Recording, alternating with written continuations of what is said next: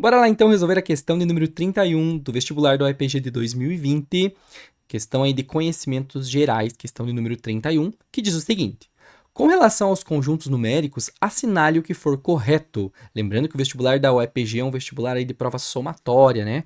Em que o resultado final dessa questão será a somatória das afirmações aí que são verdadeiras, ok?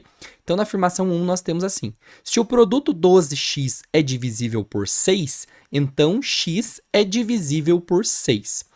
Bem, gente, observem aqui que quando eu estou falando do valor 12x, é a mesma coisa que 12 vezes x, se eu estou falando que isso é divisível por 6, eu já posso ver que isso daqui é divisível por 6 independentemente do valor de x.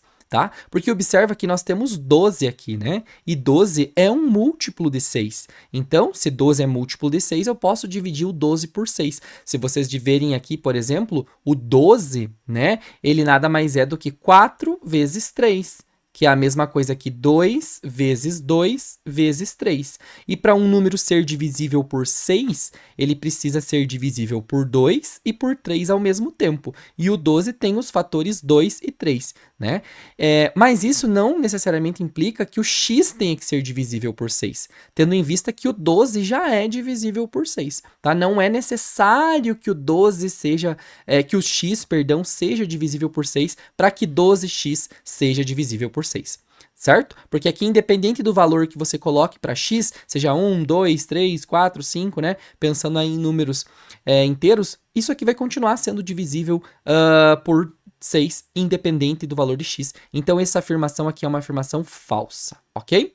Item de número 2. Se o número x não é divisível por 5, ou seja, se ele não é divisível por 5, gente, o que precisa mesmo para ser divisível por 5? Terminar em 0 ou terminar em 5, tá? E ele está falando, então, que o número 3x, né, ou seja, 3 vezes x, pode ser divisível por 5. Pensa lá comigo, se eu imaginar 3 vezes 0, 3 vezes 1, e assim por diante. 3 vezes 0 eu vou ter 0. Mas aqui essa possibilidade não me interessa, né? Se eu pensando que esse x pode ser 0. Porque não pode, porque eu tô falando que o x não é divisível por 5.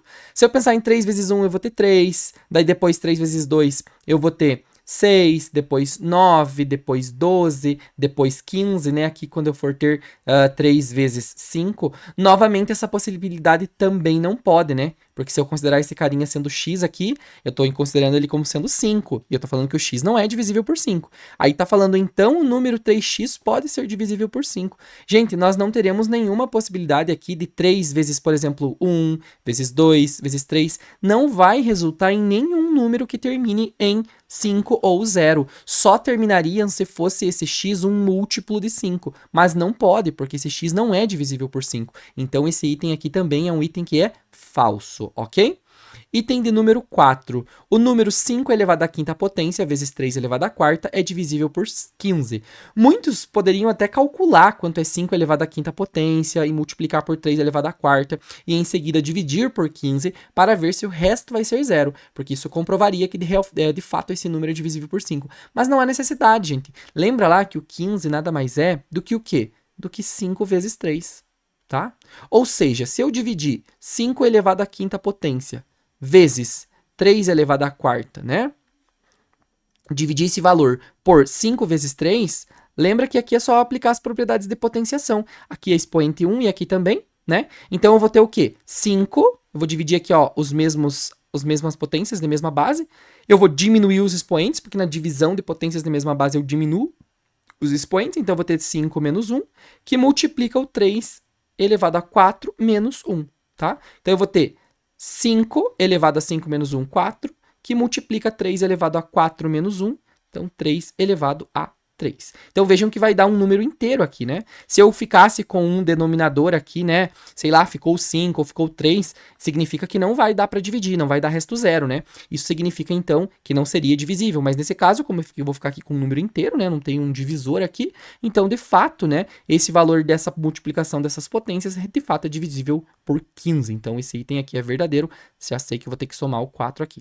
Tá? E no item 8, o último item desta questão, diz o seguinte: se o número 3x é par, então o número x é divisível por 2. Pensa comigo, gente. 3 vezes o x. Se eu tô falando que esse carinha aqui é par, Notem que o 3 aqui, ele é o quê? Ele é um número ímpar.